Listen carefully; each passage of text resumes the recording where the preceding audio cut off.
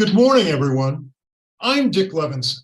On behalf of the Senior Center here at Central, it is my pleasure to welcome you to our program this morning. Our focus today is on a new Hollywood profession, intimacy coordinator. And our guest this morning, Marci Liroff, is a certified intimacy coordinator who is joining us live from Los Angeles.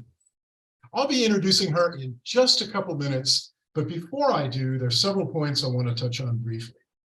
First, I want to tell you that our next program, which is coming up 1 week from today, on Wednesday, January 25th at 11 o'clock, will focus on a program called The Scandal Nobody Talks About: Why Black Women Don't Get Excellent Health Care in America. And our guest for that program is a lady named Brenda Shelton, and she is a Master's of Public Health and the Executive Director of the Philadelphia Black Women's Health Alliance. This is an extraordinarily important program, and I hope that whatever race you happen to be, you'll tune in and join us. Just a quick reminder now that you can shoot a question to Marci Liroff at any point during the program this morning. Just go to the Q&A function at the bottom of your screen. That's where you would type a question for Marci. She's happy to respond to your questions and will at the end of her presentation this morning. Now, we would love to have you on our mailing list. And if you're not there already, joining is so easy to do. Just send me an email at Levinson, it's Levinson, Levinson, at freelibrary.org. Now, here are some things you should know about our guest this morning, Marci Liroff. You know, in an interesting way, she is sort of a bridge between the old and the new Hollywood. She has 40 years of experience as a casting director, producer, and acting coach.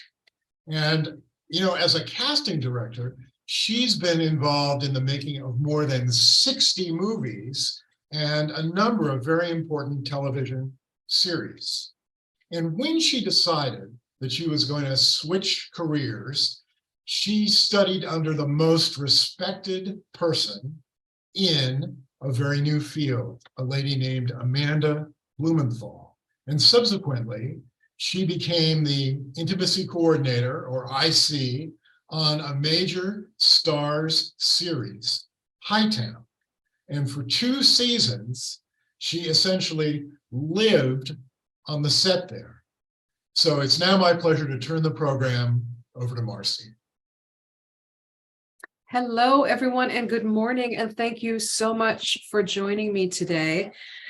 I am here at the request of Dick, who wanted me to talk about what it's like to be an intimacy coordinator. What are all the things that are involved in this job, and where does it come from? And I'm going to answer all your questions and tell you all about my new position on set.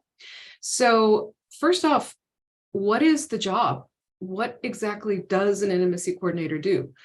Basically, what we're involved in is we're there to be an ally for the actor. Along with being that ally, which I'll explain further, is to be a collaborator with the filmmakers.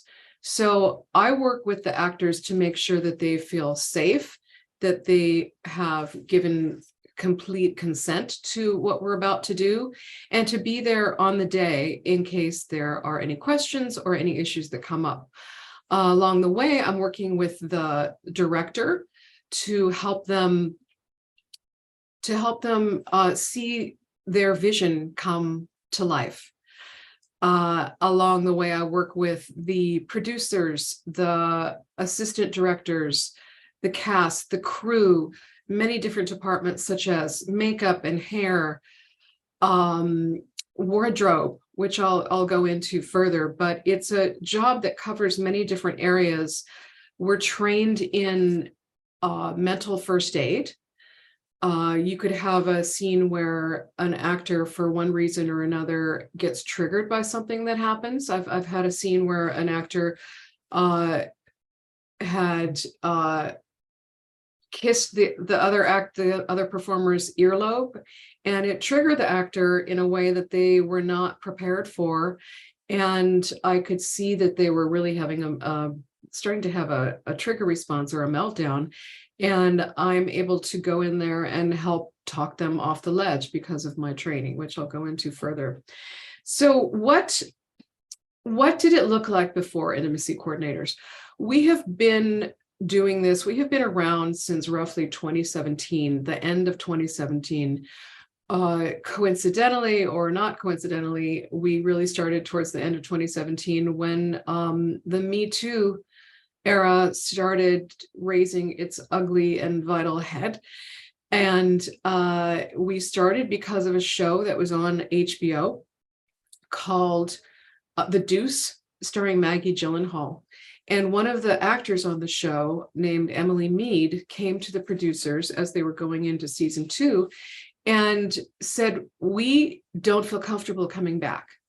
The show was about girls that are, I think it takes place in the 70s, and there are sex workers involved in the show. And so every time a new actor would come on set for each episode, there was no talk, there was no prep, there was no, excuse me, discussions of where are our hands going to go today. Imagine being an actor and have a total stranger put their hands on you and more. And there was no discussion about the limitations or consent or boundaries. And so they brought in a woman named Alicia Rodis, who was a stunt performer and had also worked in theater. In theater, this job existed, but not as robust as it is today. In theater, it's called an intimacy director. And they basically carved out what this job would become. And the studio, HBO, liked the work so much, and they were so happy with the new position that they had somewhat invented, that they made it mandatory for their network for all shows that have this content that would then require an IC, which we call ourselves, in a mandatory way. And thus started this job. And the position has flourished since then. And you will find that I would say pretty much all networks and all streaming services and all films that have this content, whether it's nudity or simulated sex, or even a kiss with minors sometimes, they will hire an intimacy coordinator to be there to make sure that everything goes smoothly. So what used to happen is two actors would come on set. They'd be wrapped up in a sheet or a towel or a bathrobe, naked underneath, and say, "Hi, how are you? Nice to meet you." And they'd meet for the first time. And the director, they'd have a bed there, and the director would say, "Okay, go for it." And these two actors were then meant to navigate this scene. And, and there was no discussion beforehand, again, of boundaries or consent or choreography.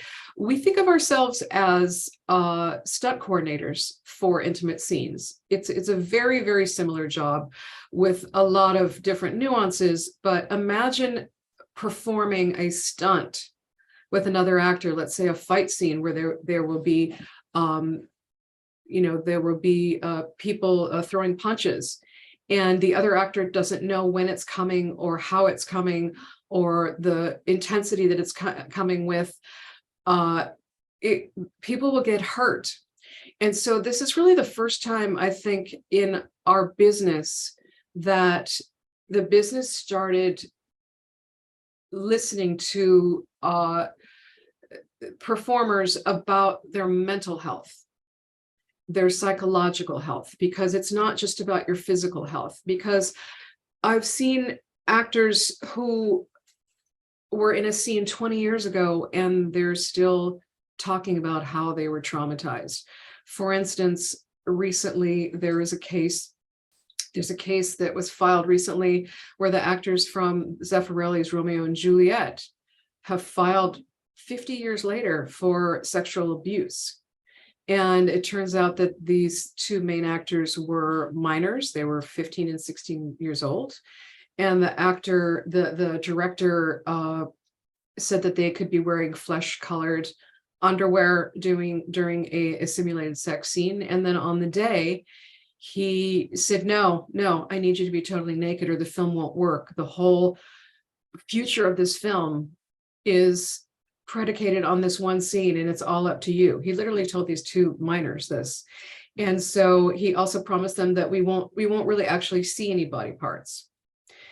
And so there's an obvious power dynamic on sets, and it's very hard, if not impossible, to say no to someone that has the hiring and firing power. And so these actors filed suit 50 years later. Many people would say, why now? And this is a money grab. But I really don't believe that. What happened recently is there was a bill that was alive for about 3 years where they struck the statute of limitations on older acts of abuse. And so people were able to, finally file on their perpetrator for acts that happened years and years ago. And so that was the period in which these actors filed their case. And, we'll see what happens. But finally, the business is listening to the concept of taking care of mental health. So at this point, I'm going to talk to you about consent, because consent is actually the cornerstone of this job. I want to make sure that when I'm speaking to an actor, that they're freely giving their consent. And many of us intimacy coordinators were trained on the consent as defined by Planned Parenthood, and they have this this formula. It's called FRIES, F-R-I-E-S. The F stands for freely given. The R is reversible. The I is informed. The E is enthusiastic, and the S is specific. And I'll go over what that is. So when I meet an actor, it's kind of like, this is all done in prep, by the way. This kind of work was never done before. There was no preparation for these scenes. The actors would just show up on set and we would work it out right there as the cameras are about to roll. Now, probably about 80% of my job is all preparation. So I will meet with the director, find out what they're looking for within the scene. What is the tone of the scene? What is the story they're trying to tell? What are some of what's on their wish list? For instance, what if they had a wide open window to shoot their scene, what would they like it to look like? What body parts would be seen? We don't want to drill down and be very, very, very specific. And then I'll go to the actor and have a private conversation, a one-on-one with them, kind of like an intake that a therapist would do, to find out their background and tell them what the director's wishes are. And the reason we do this in a private one-on-one rather than having the director ask them or the producer is so that they can freely give their consent. Because again, like I said, it's really impossible for an actor to say no when asked. I believe that actors are hardwired to say yes. Not only just yes, but yes, and what else can I do for you? And so in this situation, they're speaking to me and they can freely say no. And so going back to the FRIES subject, freely given, this means that people are given the space to give whatever answer they want without pressure, manipulation, or being under the influence of drugs or alcohol. This is particularly important to pay attention to if one person has more power than the other. Again, they're talking about the power dynamic based on their identity or status. R, reversible. Anyone can change their mind at any point in the interaction, even if it's something that you've done before, and even if you're already both naked. Now, this is important. And in the Screen Actors Guild contract, it gives the actor the right to change their mind. They could have signed their contract. They could be in the middle of the scene and something causes it to go sideways in their head and they're no longer comfortable. They can say no.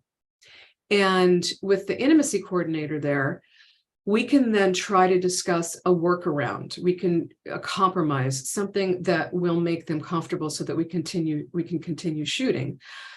Or they can just say, no, I'm out of here, which causes us to then have to we'll probably postpone the day and reshoot it and use a body double. And within the contract, we are allowed to use a body double. The production can use the footage that has been shot up until the time the actor says no.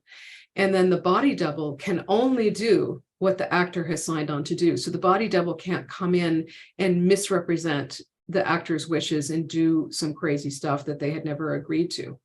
So a lot of actors don't know that this even exists in their contract. We obviously try to avoid it because it's certainly not something that we want to have happen, which is why this job is so important, because all of the preparation work that we do, by the time we're shooting on the day, there are no surprises. And we're doing exactly what we discussed beforehand. But, things can always change, and we have to be, on our toes to be able to make sure that we can take into account the actor's wishes. I stands for informed. You can only consent to something if you have all the information you need. So if someone says they'll use a condom and they don't, that's not consent. Now, again, this is the Planned Parenthood definition. But again, it's applied to this situation is we can't add anything new on the day. And I'll explain that further. In 2020, the intimacy coordinators have a committee, and we worked with SAG-AFTRA to help them with their contract, to make things more clear around auditioning and around on-set behavior, because the clauses that they had in there were very vague and very blurry, and we wanted them to really, really be specific so that actors felt like they were protected. So we helped them come up with this new 48-hour clause, which is put into the contract, which is really helpful and very, very protective of the actor. And what that means is that we must give the actor and the representative their nudity rider attached to the contract at least 48 hours ahead of their shooting day. And that rider has all of the information about what's going to happen on the scene. It's very specific, meaning it'll say we can show breasts, full above the waist nudity, excluding nipples, or we can just show side breast, or we can show, again, very specific, rear below the waist nudity, in 1 inch of the butt crack. It really gets that specific. And I think it's very helpful for the actors. And then on the shooting day, we can't add anything new to it, because what used to happen is the actor would agree to do a scene, we show up on the day, and some new producer would walk on set and say, no, I need to see you totally naked and having sex with all of these guys. And the actors is sitting there going, I didn't agree to that. In the meantime, the clock's ticking, everybody's staring at them, and they get coerced into doing something they didn't want to do. And the actor will try to disagree, saying, I didn't agree to that. And the producer will say, well, you did it on your last movie. So again, this goes back to consent, in that consent doesn't follow you around. Just because you did it on your last movie with a specific actor and a specific director, it doesn't mean that you're now going to do it in this situation. So it's very, very important to be clear on this, and the writer makes it very clear. And if they want to add something new, we have to add it. We have to start the clock over for another 48 hours, and no one ever wants to do that. So it really locks people in to what we have planned. Now, many people will think, well, that doesn't leave any space for creativity. So what we do is I will ask for as much as I possibly can get in terms of the nudity, and we can always do less, right? So so that we're covered that way, so that we have some freedom when we're not painting ourselves into a corner in terms of our creativity for the scene. Next comes E, which is enthusiastic. And so what I'm trying to get is not just consent, but enthusiastic consent. So when I ask an actor, are you okay with this scene as I described it to you? And they say, well, Yeah, okay.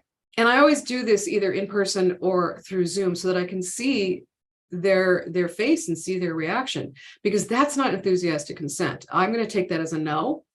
And your no is very, very, very powerful. And your no also comes with no explanation. You don't have to even explain why you're saying no. So I want enthusiastic consent, which means when it comes to sex, each person should only do what they want to do. No one has to do anything because someone expects them to do it. Communicate with your partner early and often to make sure you're into what you're doing together. The next thing is specific. Saying yes to one thing doesn't mean you said yes to other things. So that's why our nudity writer is so specific about the Simulated Sex Act and the nudity that's required. You'll notice I'm saying simulated sex a lot. The reason why we do that is because we are trying to teach the industry, and we're also trying to teach viewers that these actors are not actually having sex on screen, because a lot of people actually think that. And so we want to make sure that they know that this is acting and this is not real. And many times, depending on where the camera is, they're not even touching. It's just that that's part of our job, that we make it look like they are. And so it is simulated. And it also helps the actors, I think, in their brain to know that we're doing a stunt, essentially, that this is all simulated, this is not real. So that is very important. So let's get back to the nuts and bolts of the job. As I mentioned, I read the script. I flag all the scenes that I feel could benefit from having an intimacy coordinator. They could be anything from the Simulated Sex Act to touching to self-pleasuring, masturbation, a kiss. I have been hired several times for a kiss for minors. Imagine if you're a teenage actor and you're asked to do a kissing scene and it's your first kiss ever, or your first kiss on screen. It can be very, very awkward, and it can have long-term effects. For instance, there's a show called Stranger Things with a lot of kids in it. And one of the lead actresses, her name is Millie Bobby Brown, had to do her first kiss on screen. And the directors, they're called the Duffer Brothers, they were teasing her about it all day. And, not in a with any malicious intent, but in a teasing way. And she was so nervous and so anxious. And to this day, it's probably 5 years later, she still talks about it in interviews. So you can tell it left a lasting impression on her. And I'm there to take the sting out of it, to show the actors literally how to do it. We do a lot of trust exercises between them to get them closer and closer and closer together, so that by the time they do get together on screen, it looks authentic, which is important, and that they're feeling totally comfortable with it because they've already gotten the giggles out in all of our rehearsal. So again, I'm hired for a kiss sometimes. I could be hired for childbirth, because the actor portraying the mother is in a very exposed, hyperexposed and vulnerable situation. And so I can help during that situation. I go through the script and I find all those scenes, and then I talk to the director again about what they're looking for. And I already mentioned that before. Then I will go to each actor in a private one-on-one and discuss this. This is what the director is looking for. What are your ideas? What is your input? Do you have any I'll ask if they have injuries, for instance. If they have bad knees, I don't want to coordinate or choreograph a scene where they're on their knees. If it's a particularly violent scene, I try, without getting too invasive, I try to talk to them about, have they ever experienced something like that, because the scene could be extremely triggering. for them. I did a TV pilot last year, which took place in the world of young sex workers. And there were some extremely violent scenes for the actors. And I really needed to know if they had any experience with that. Also, the crew watching the scene could get triggered. And so before scenes like that are shot, I usually give a speech saying that we're going to be shooting some very sensitive material. And again, we shoot the scene several times and then we change the cameras around and shoot it again at a different angle. We could shoot a scene, probably doing it 10 or 12 times from all different angles. And at the end of the day, you could come home and it finally hits you. And so I encourage the crew and the cast to either call me, or I give them some exercises to help them calm down or get out of that situation. So talk to the actor, like I said. I get them to sign off on the scene. If they aren't completely enthusiastically giving me their consent and have some doubts, I'll go back to the director. We'll work it out until we all get on the same page. And then I go to the legal department and I give them the wording for the nudity rider, which the legal department then drafts. I will then go to the wardrobe department to talk to them about what the scene is that the director has in mind, to find out what they have chosen for the actors to wear. Because let's say it's a scene where they come into the house and rip off each other's clothes and end up in bed.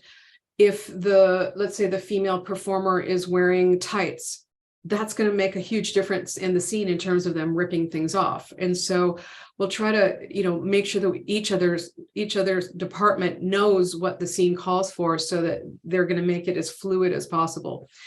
Also, this is where we talk about modesty garments. So there are rules within SAG-AFTRA and also with the FCC, the Federal Communications Corporation. I might have that wrong. Somebody correct me in the notes. Someone correct me.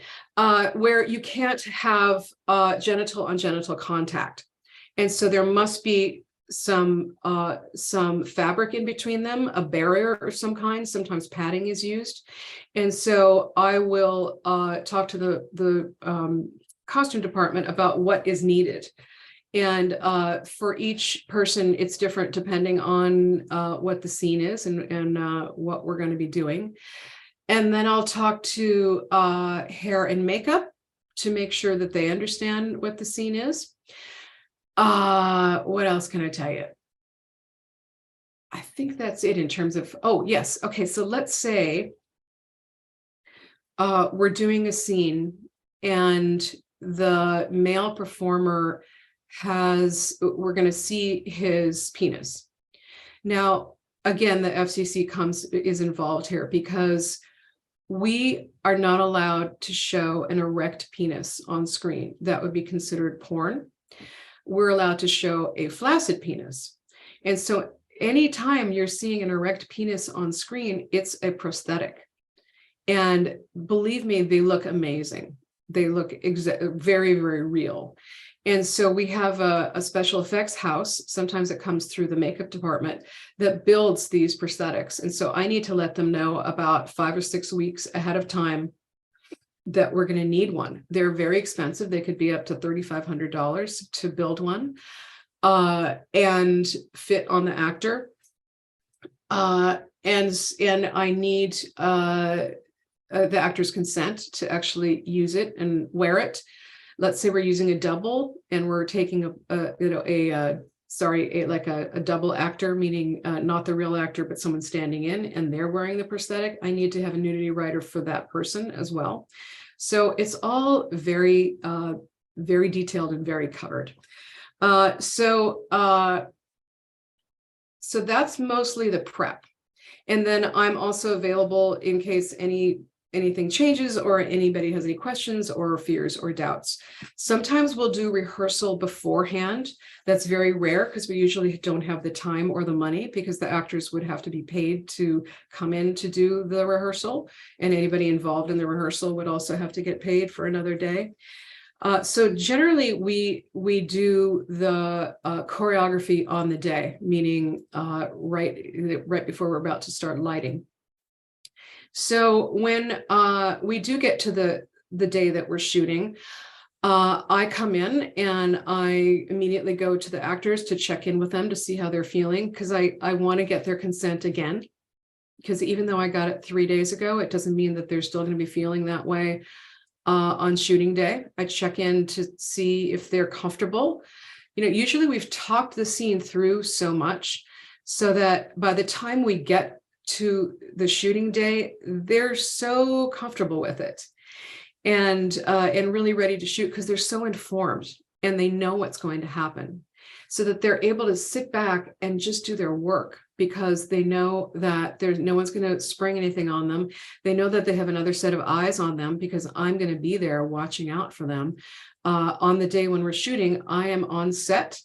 I am going in and out of the set to check to see that the actors are comfortable. And I usually sit by the monitor. The monitor is like a TV monitor that's hooked up to the camera, so that I can see the action, to make sure that they are comfortable, they're still comfortable, and that the scene looks good, that it looks authentic for the story that we're trying to tell, and to make sure that nothing is showing that wasn't supposed to show, that we're not going outside the nudity rider. If that happens, like, it does happen that sometimes the modesty garment will pop off, I will tell the script supervisor to flag that scene, so that when it gets to editing, they know they can't use it, because it's the action doesn't gel with the nudity rider. So again, I help the actors put on their modesty garments sometimes, because they can be incredibly complicated sometimes. And I have this giant bag that has so many goodies in there. My bag includes probably 10 different types of tape, tape to actually tape the nudity, the modesty garment on them, nipple covers. I have a dildo in there. I mean, it's a lot. it's a crazy kit.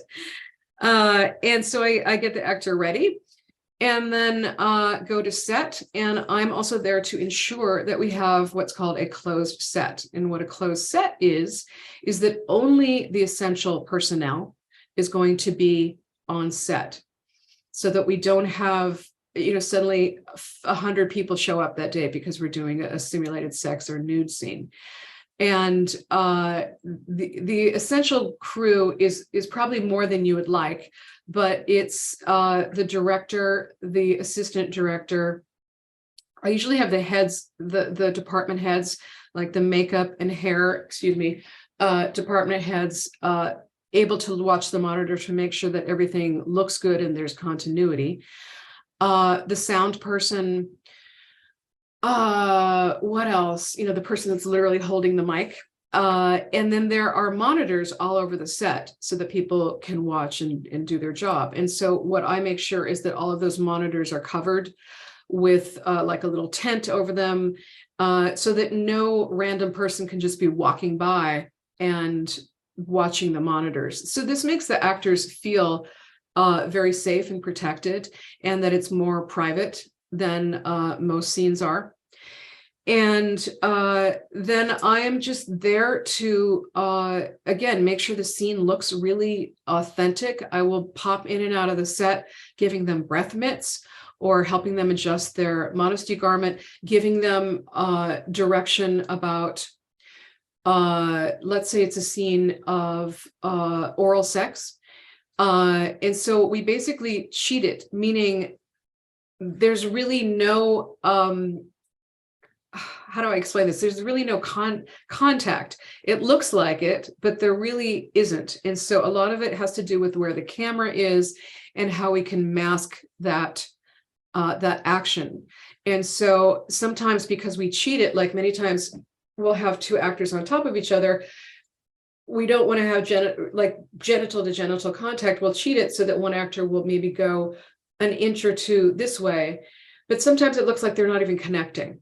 And so I will suggest that you need to tilt your hips this way or move your head this way to make it look good.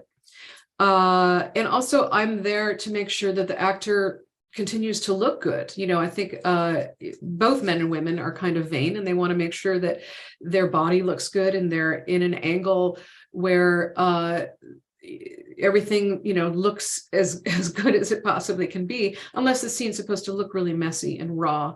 And so I will tell them to arch their back this way, or to keep your head up this way, just to make them look better.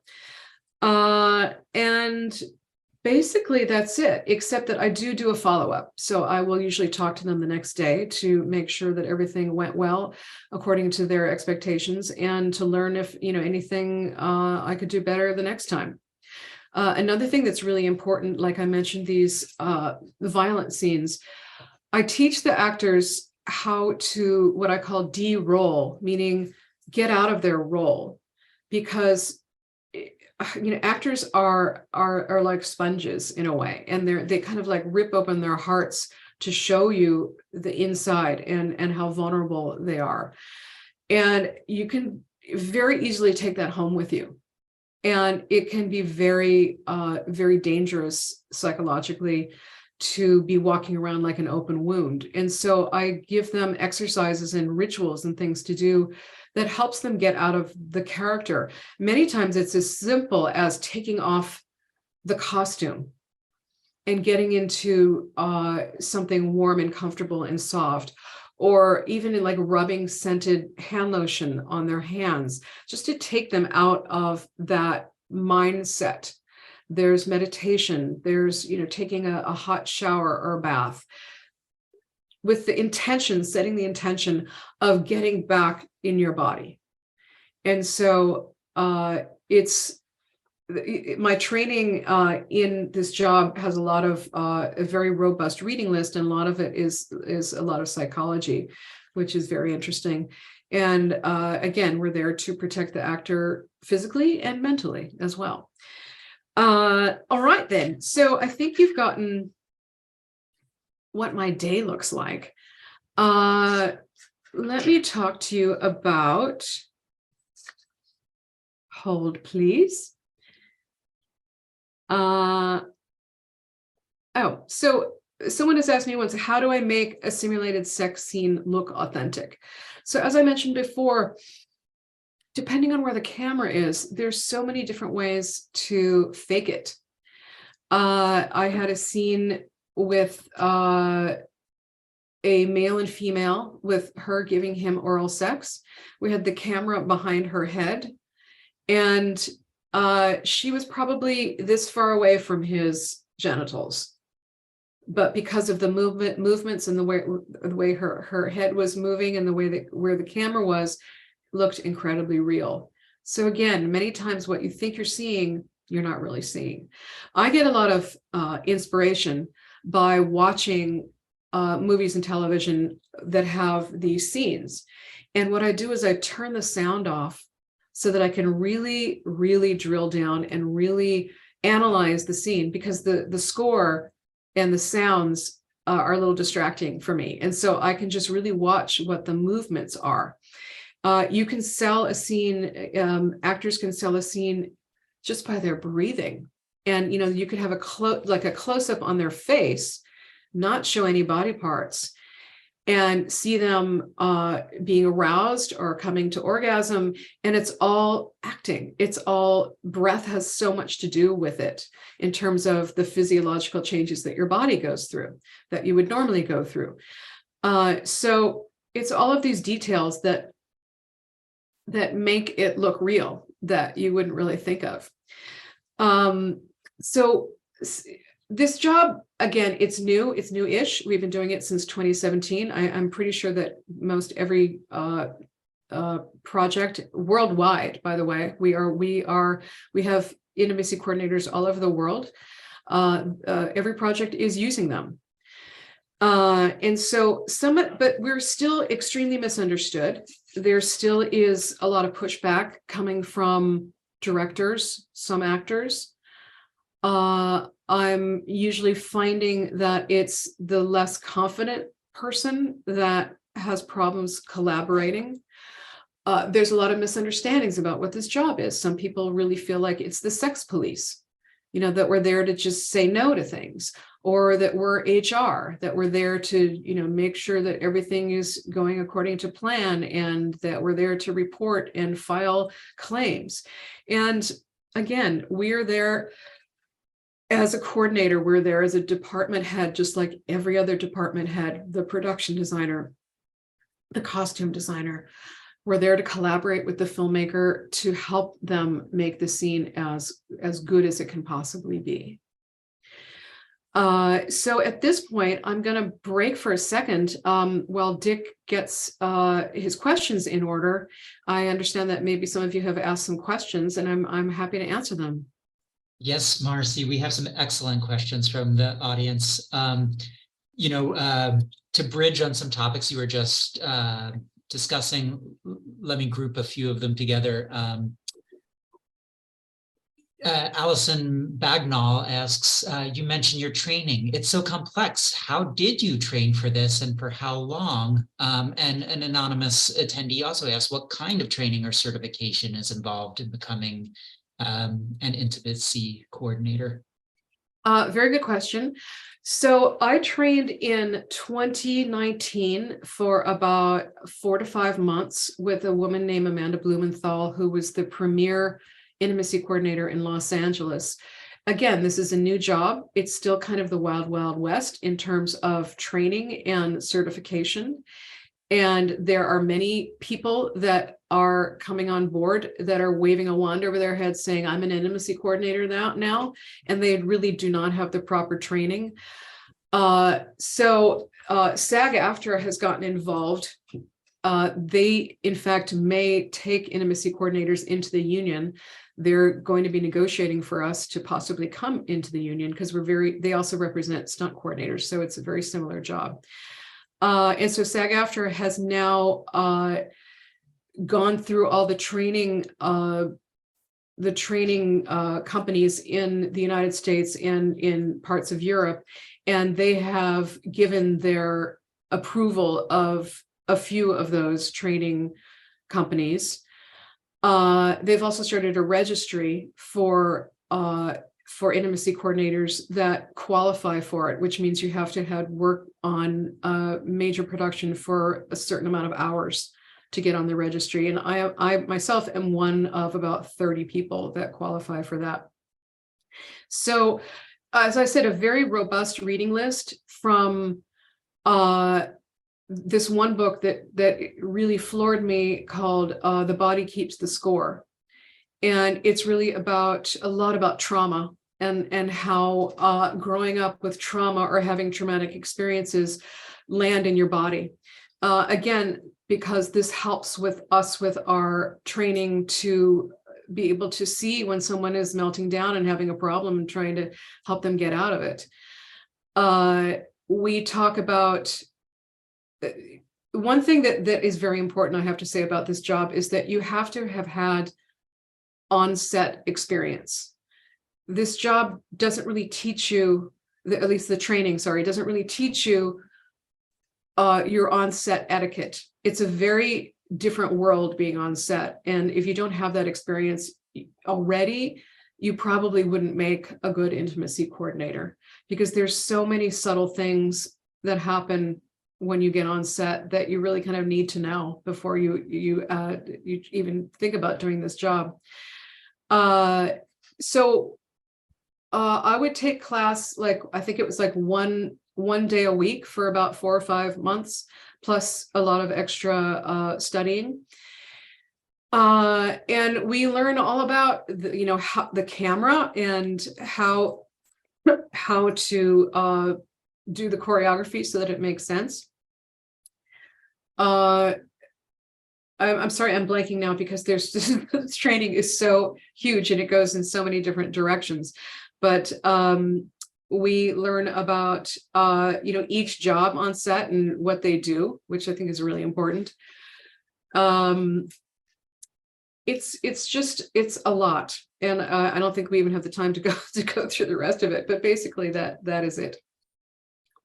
It's very heartening to hear that SAG-AFTRA is interested in your role. That may partially answer some of the questions that follow, but they're worth asking. In their contract, who is the intimacy coordinator actually working for as their boss? Who can overrule them? Can they override a director during the shoot? And I'll add to that, I also saw the question, do you ever encounter directors who view you as the enemy? If so, how do you respond?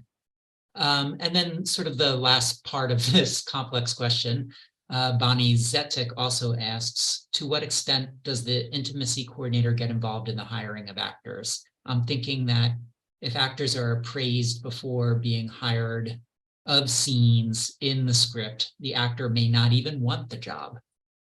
Okay, so that was like 17 questions. I know, so sorry. Who hires me? I get hired by the production company, but it's usually the line producer that calls me to see if I'm available, and then I'll meet with the creative producer and the director. What was the next question? Oh, do I override the director? No, I don't. And I fall in line. It's a collaboration, and some projects are more collaborative than others, and some projects I know to just shut up.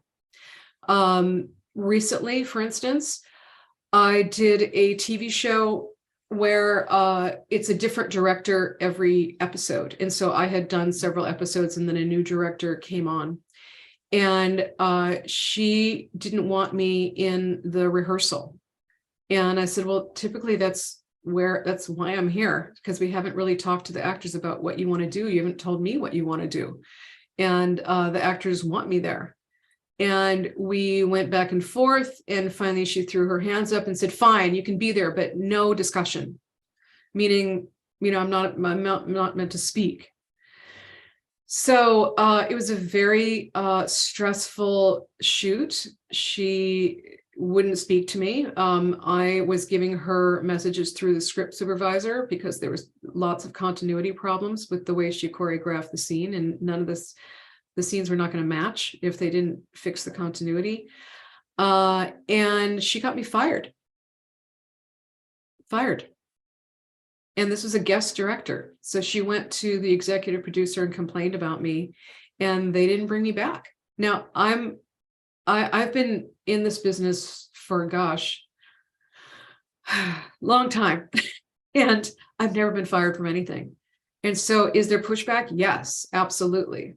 We've been doing it this way for many, many years. And then all of a sudden things are changing in a very sensitive area. And there's definitely pushback. But I think it really comes from the fact that a lot of these producers and directors and assistant directors are not educated in what this job is, because we've been trained and we have protocols and best practices, but they don't know them. And so I recently came up with this idea that, there's a huge gap there between how we're trained and then the people on the receiving end of that. And so we're talking about doing some roundtables and filming them and dispersing them, distributing them to the PGA and the DGA. And these roundtables would include intimacy coordinators, directors, producers, costume designers, writers, casting, to sit around and talk and just, explain what the job is and what it is that we bring to the job. The last question is, do I get involved in casting? No, I don't. But as a former casting director, I have alerted my colleagues about when they have a scene like this in their script, how they should approach it. And what that means, and SAG-AFTRA has also changed their rules in that they must, in the breakdown is actually something that's sent to all the agents and managers, describing each role, describing the project, who's involved, the storyline, and it needs to say that there is nudity involved and simulated sex. so that going in, the actor knows that that is expected of them. And then when the actor comes in to audition, they can talk about it more specifically about what would be expected of them and bow out then before they actually get hired. So I haven't had a situation where an actor has been hired and it's a surprise to them about what we're expecting because they've already been prepped beforehand. Does that answer all your questions? Yes, I believe so. And you answered some others along the way too about work that you had done before as a casting director, and also some questions around kind of like post-production feedback. You know, you described a little bit of focus grouping around it, but there was an additional question around like things that have been learned by the actor after working with you. And after the production happened. But let me segue also to some questions about specific actors and acting situations. Before you were discussing the teenagers working on Stranger Things, someone asked, when Jodie Foster did Taxi Driver as a 12-year-old, didn't that violate teen acting protection rules? That's the end of the question, but I also realize that there's both law and changes in SAG-AFTRA since. Yeah, so there are child labor laws in every state, and California has one of the most strict protections for minors. And let's say we're shooting in Bulgaria, but the child comes from California. Excuse me. The child labor laws will follow them to location. So whatever is the most strict, that will follow them. But there are many states and countries that have less than no protections. And so that's where I think federal law comes in and where the FCC comes in. But yes, so for instance, Jodie Foster, I could be wrong, but I don't think we ever see her naked in that film. However, she is present for a ton of violence and a ton of, I'm not recalling her being involved in sexual situations, but let's just say she was. Yes, so that would not exist today because the laws are so stringent. And how we shoot scenes like that now is that we shoot the minor separately. So it looks like they're in the room. You know, we might have an over-the-shoulder shot of them watching something, but it's really not them.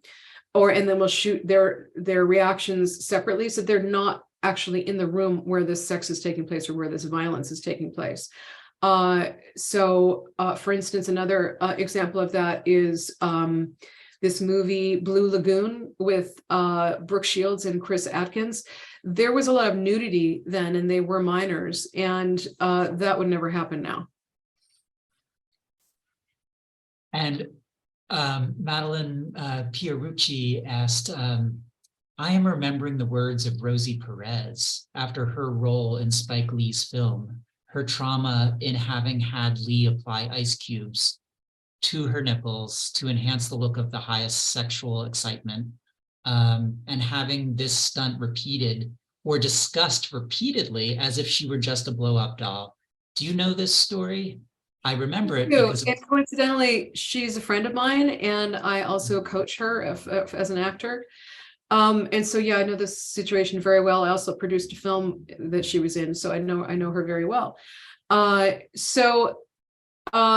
Nowadays, that could still happen, but it would only happen if the actor had given full consent, and most likely she would do it herself.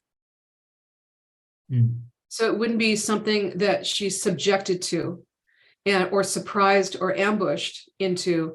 It would be a discussion that, you know, in this scene, we really need to see her erect nipples. So either you can stimulate them or I can, but most likely it would be her. So she talks about that to this day. And that was, 30 something years ago. So trauma doesn't have an expiration date. And speaking of, Allison Bagnell asks, what struck me in particular about your talk was the de-rolling, in which you use sensory stuff to get actors back into their body. Second question, Oh, I think she was maybe asking more about those techniques, but she had a second question. Have you acted yourself? No, I haven't. I mean, the only acting I do is reading opposite actors. When I'm casting, they read with me. Sometimes people will hire a reader to read with them, but I really love reading with actors, and I get a better sense when I'm reading with them because I can tell if they're in the scene alone. They're just kind of waiting for cues, or if we're really connecting. I can tell if we're connecting if I'm reading opposite them. But I basically just picked all of this up from the amazing directors that I've worked with. I've worked with some incredible directors as a casting director, and I've learned a lot. And I've learned a lot about acting. I've taken lots of classes to help me with a lot of the renowned teachers in Los Angeles. And as a coach, I bring a lot to the role as an intimacy coordinator, because sometimes the actor really doesn't know how to get to where they need to get to. And so I've got a lot of tools in my toolkit, so to speak, to help them get there. Do intimacy coordinators get involved in negotiations between two actors? Actors, if actor one is uncomfortable with how actor two is handling the scene? Yes, so we're kind of like, we're a resource to help them connect in a good way. I worked on a show where the male actor really didn't need me. He didn't want to, he was nice about it, but he's like, I don't need you to call me every time and ask me if I'm consenting. I'm fine. I get it. I said, that's really great. But your partner, because you're in this scene together, your partner needs to know exactly what you're going to be doing.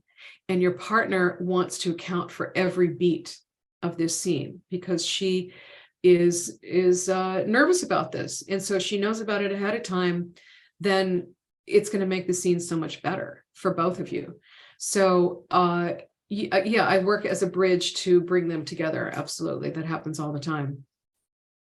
And someone else asked, if the actors prefer that the sex scenes not be simulated, would this be allowed, for example, in an R-rated movie, or would the FCC regard this as porn? Or I might even add separately, like when the actors are married or have a relationship. Nope. Yeah. Nope. That's absolutely illegal. And again, that's porn, and it's not allowed. So even if, let's say, there was this nude scene in Euphoria in the first season, and the actor wanted to do it without a prosthetic. He had we see many scenes of his erection, and because of the FCC ruling, we couldn't do it. But also, I don't think a lot of actors, he should know better, but understand the time it takes to shoot a scene and he's going to maintain an erection the entire time. That's, again, I think you need to be a specialized performer in the porn industry to understand how that works. And one more question. First of all, Marci, your explanations and descriptions are so clear and appreciative for those like me, curious, but who knew zero about the scenes you have talked about. I recognize my new respect for Hollywood. Thank you. Oh, that's nice. But here's the question too. Since consent has been the term so vital in potential assaults, have you been asked to consult or give workshops to teens, both male and female? About the idea of consent? No. However, I am working with, or I am spreading the word, so to speak, with acting classes, because I think that's a place where a lot of misunderstandings happen. Imagine many times an acting teacher will give the actors a scene to go and work on and then come back to class with it. So the actors are working unsupervised just by themselves. And many times the acting teacher are giving them a very provocative and spicy type scene, and the actors are there by themselves. And how do we do this kiss, or how do we do this scene with we're in bed together? And so I talk to them about the conversations that they need to have with each other before getting together and doing these scenes. And it really has to do with this list. It's called a yes, no, maybe list. And it really has to do with, I'm comfortable with this particular act. Yes, I am not comfortable with this particular act. And maybe I'm okay with this, but we need to talk about it and talk about, where are our hands going, and not just like where are they going, but with what pressure, what type of touch, because there's so many different types of touch. How are we going to kiss? I make sure that they're knowing what they're doing before they actually get into it. And so, again, this takes place a lot in acting classes, and it's something that, it's like kind of a new conversation that they haven't had before. And I think it's really advantageous for them. In terms of me going out and talking to teens, I'm hoping that their teachers are talking to them, or their sex education classes are covering this. Things are changing. They're not changing fast enough for me, but. Marci, I wanted to ask you, when I think about some of the great directors of the past, John Ford or Michael Curtiz, great directors, yes, but also people, who were so well known for being tyrants, for being abusive, for doing all sorts of things that would never be allowed today. And I'm interested in them sort of as role models, because I'm sure that the directors who are working today, have seen all the great movies they've made and admire and respect them. To what extent, does their aura or their style or their approach continue to hover over movie sets, or maybe not at all? I don't know. Well, it's hard to speak in generalities here, because I think every director is different. But for instance, you look at someone like Quentin Tarantino, who is a self-avowed fan of film history. And he also does very violent and very provocative scenes. And I really have not heard of any stories of abuse coming from actors. So yes, there are absolutely, directors out there that are still really abusive, but time's up. Hashtag time's up. And there are so many, before I start a job, I have to take a sexual harassment course. They have all these video courses, these online courses that you have to pass. Let's say I do a job for Apple, and then I do a job for HBO. I have to take 2 sexual harassment courses. And so it's not just me, every employee does. And so the studios are very, very hip to this now. And the HR department is extremely busy. And so, with complaints, people filing complaints. And so things like this are now listened to, because we've now come to a point where this isn't acceptable, and litigation costs more than the prevention. So it's not happening as much. Marci, I want to thank you for a wonderful program, because I think this morning was informative in a way that, so few educational sessions ever are. I think you were so successful in taking, a lot of folks who are interested but had no real knowledge, no real experience, and succeeded in explaining and bringing them into the picture, in giving them a sense of, where we are now. So it was really great. Thank you, Dick. Thanks for asking me to come and talk. I appreciate it. And to those of you in the audience, just a quick reminder, I hope you'll be back with us 1 week from today, talking about Black women and their health. Topic is so important. Please come back if you can. Thank you, everyone. Bye-bye.